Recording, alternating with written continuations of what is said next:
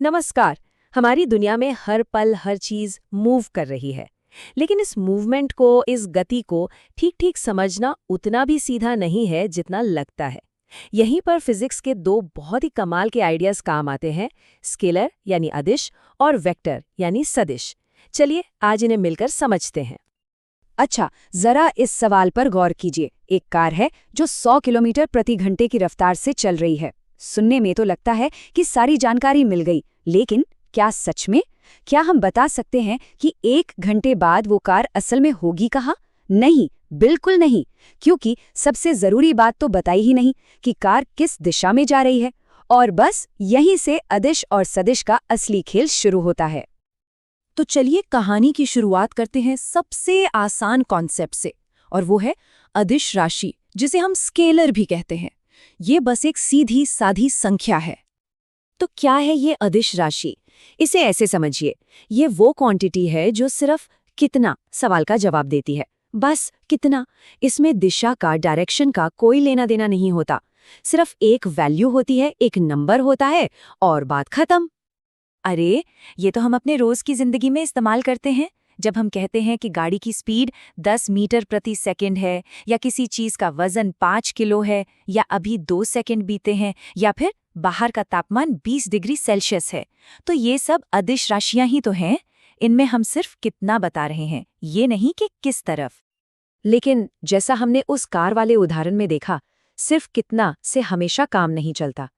दुनिया को और बेहतर तरीके से समझने के लिए हमें एक अपग्रेड की जरूरत है, और वही अपग्रेड है सदिश राशि, यानी कि वेक्टर। एक सदिश राशि हमें दो बातें एक साथ बताती है, कितना और किस तरफ। ये बिल्कुल किसी खजाने के नक्शे की तरह है ना? अगर कोई कहे कि खजाना यहाँ से 5 मील दूर है, तो ये एक अदिश जानकारी है, अधूरी सी। लेकिन अगर कोई कहे कि खजाना यहाँ से 5 मील उत्तर दिशा में है, तो हाँ, अब हुई ना बात। ये एक सदिश जानकारी है जो सच में काम की है। इन उदाहरणों में एक पैटर्न दिख रहा है।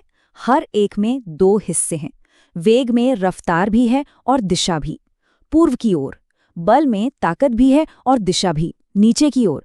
और जानते हैं, इसी वजह से इन्हें दिखाने के लिए हम हमेशा एक तीर यानी एरो का इस्तेमाल करते हैं। तीर की लंबाई बताती है कितना, और तीर की नोक बताती है किस तरफ। है ना कमाल? तो सबसे जरूरी बात जो याद रखनी है वो ये है, अदिश सिर्फ कितना का जवाब देता है, जबकि सदिश कितना और किस तरफ दोनों का जवाब देता है। स्पीड एक अदिश राशि है, लेकिन जैसे ही हम उसमें दिशा जोड़ देते हैं, वो बन जाता है वेग यानी वेलोसिटी, जो कि एक सदिश राशि है। अब यहाँ से चीजें और मजेदार होने वाली हैं, क्योंकि सदिश राशियों में दिशा होती है, इसलिए उन्हें जोड़ना बच्चों का खेल नहीं है। यहाँ 2 और 2 हमेशा 4 नहीं होते।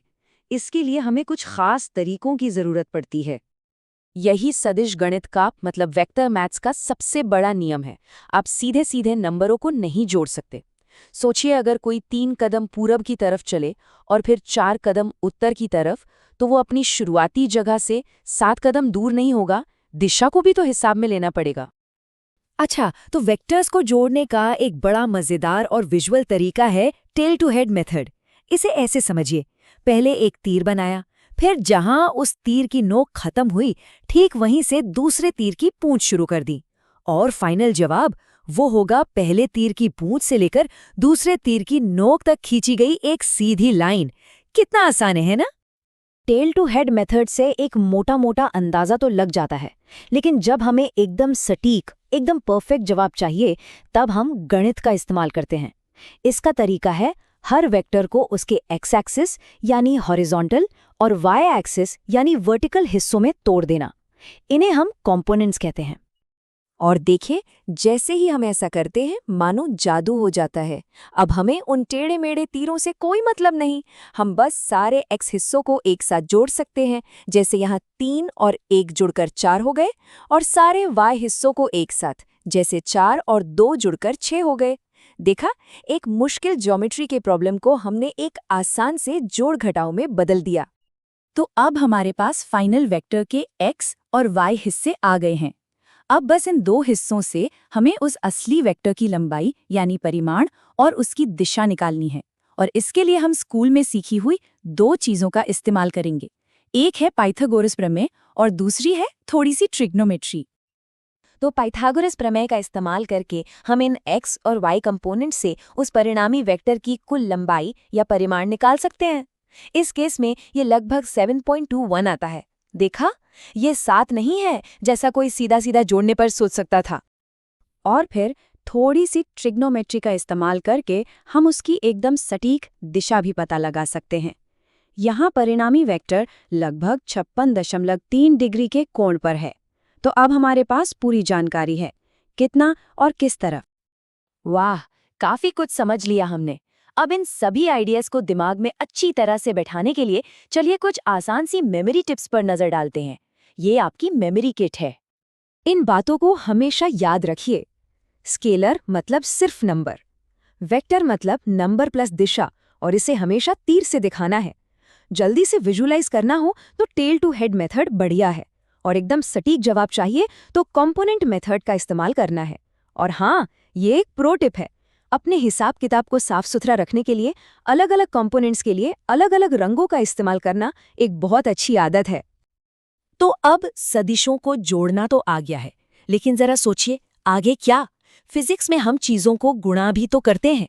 तो सवाल ये उठता है कि जब 2 वेक्टर्स को, 2 तीरों को आपस में गुणा किया जाता है तो क्या होता है। इसका जवाब फिजिक्स की दुनिया में कई और रोमांचक दरवाजे खोलता है।